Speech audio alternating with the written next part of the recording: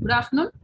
Today we'll discuss about the topic of modern wireless communication system, that is DECT, TACS, and the 4G technologies. Now, at the today's presentation, I am going to cover the concept DECT. What is DECT and what are the features of it and the architecture and the radio subsystem of it, functional concept and all. So let us start with DECT. DECT is nothing but it's digital European cordless system, or else digitally enhanced cordless telecommunication. So this is the background information and history of DECT. It is a cordless telecommunication system which was developed by European Telecommunication Standard Institute, and it is a standard for digital wireless telephone technology. It was developed by combining CT2 and CT3. Next, it was first known as Digital European Cordless System. Now, this is called as Digitally Enhanced Cordless Communication. It has changed to its current name to reflect the global acceptance. And the functionality of DECT, how does it function and what is the features of it? Let's discuss. So DECT, it provides high cordless communication framework, and it offers excellent quality and services for voice and data applications. And it has high speed quality, low power technology, and the interference also less. And it uses TDMA technique to transmit the radio signals to DECT phones, and it works from base stations with a handset. Because it is cordless, it will be working with a handset. And the main function of DECT is to improve local mobility to portable user in private branch exchange. That is, it supports telephone services, and it provides low power radio access between portable ports and fixed base stations. And the applications of DECT is a cordless private branch exchange, that has said you that its main function is to provide local mobility to PBX, and wireless local loop, cordless terminal mobility, home cordless phones, GSM and DECT internet working. Next, how it will be usage in the society. So it is used for residential and business purposes, and it is used in many countries such as US, Italy and UK. And in 2002, Bluetooth was created. It uses short range wireless data applications. For longer distance communications, we'll be using this DECT. The solutions of this one, see here: homeless cordless system in an office, in enterprises, industries and in public. This is the perfect usage for the cordless communication for the longer distances. You can use this DECT, digital enhanced cordless communication telecommunications. Home solutions, residential areas, it uses the large, it called as large application area, like we'll be using ISDN based data access, and the mobiles, laptops, telephones, desktop system and all this one. So PSTN, it allows 6 to 10 handsets to be used externally for intercommunication access. For the office solutions, DECT, the capacity is very high, and it supports 10 LN per floor square kilometers. For office solutions, the main application area for DECT is seamless handover. No separate BSC is there, and it is cost efficient.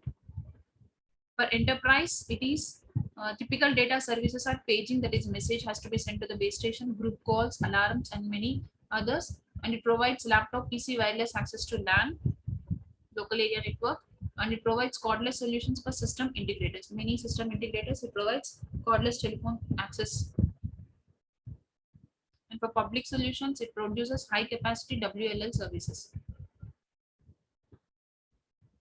Okay. Next, for industries, these are the applications for authenticating and encryption. It is very secured one. This is the future outlook. The use of DECT in security system in buildings can be replaced, and it is used for homes, for offices, enterprises, for data, multimedia, laptops, PC, and all this one. These are the differences. And coming to the architecture of DECT. So the architecture of DECT, it mainly consists of 4 layers: the physical layer, data link layer, and MAC sub layer. So DECT, the main advantage of it one is it can able to page up to 6,000 subscribers without need of registration. There is no need to register. It can able to message or page up to 6,000 subscribers. There are 4 layers: physical layer, data link layer, MAC layer, the architecture. And the physical layer is nothing but it uses the multiple access technique such as FDMA, TDMA, and the type of duplexing is TDD, which is used for radio transmission within TDMA time slot. So dynamic selection, out of 10 carrier frequencies, one is selected, and the bandwidth is 1.5 times the channel data rate of 1152 kbps to 1.728 megahertz. So it is 1.5 times more. And the DECT has 24 time slots per frame, in which 12 slots are used for communication from base station to mobile station, and the remaining 12 slots are used to communicate from mobile station to base station. So this is about physical layer. And MAC layer is nothing but medium access control layer. It consists of paging channel and control channel. And it also has user plane and control plane. User plane, it is used to transfer of user information, and control plane is used for transfer of signaling information. Next, data link control layer, that is DLC layer. It provides more reliable data links to the network layer, and it divides the physical layer and logic channels into time slots. These physical channels, logic channels in GSM, those are divided into time slots, which is used for error protection or correction for each time slot. Next, network layer. Network layer means it is the main signaling layer of DECT. It provides call control, circuit switching services, connection oriented message services, and mobility management. So these are the 4 layers which are comprised in DECT. Next, coming to the functional concept of DECT, there are actually 5 functional concepts in DECT. The first one is portable handset, second one radio fixed part, third one cordless controller or cluster controller, fourth one network specific interface unit, and fifth one is a supplementary services. So in this functional units 5, the first one, portable handset, it is nothing but the normal mobile handset or mobile terminal which is used to provide fax or video communications. Next, radio fixed part. It supports a physical layer of DECT, and it covers one cell in microcellular system. It is used for TDMA transmission is used. Multiple access technique is used for radio transmission between radio fixed part and portable handset. Next, cordless controller or cluster controller. It supports MAC, DLC, and network layers for one or cluster of RFP and forms central control unit for DECT equipment. So the next one is a network specific interface unit. It supports the completion of call facility in multi-handset environment. Whatever the call completion facility is available, it is supported by network interface unit. And the last one is supplementary services. Supplementary services means it provides centralized authentication and billing when DECT is used to provide telepoint services, and it provides mobility management when DECT is used in multi-location private branch exchange network. Okay. Next, what are the radio links of DECT? Actually, there are 2 channels. The first one is A field and B field. The second one, speech coding. Analog speech is digitized into PCM, pulse code modulation, using 8 kilohertz sampling rate. The third one is channel coding. No channel coding is used for speed signals because it provides frequency hopping technique for each time slot. Next, the type of modulation used for DECT is GMSK, Gaussian modulation shift keying, filtered one. Tightly filtered GMSK modulation technique is used.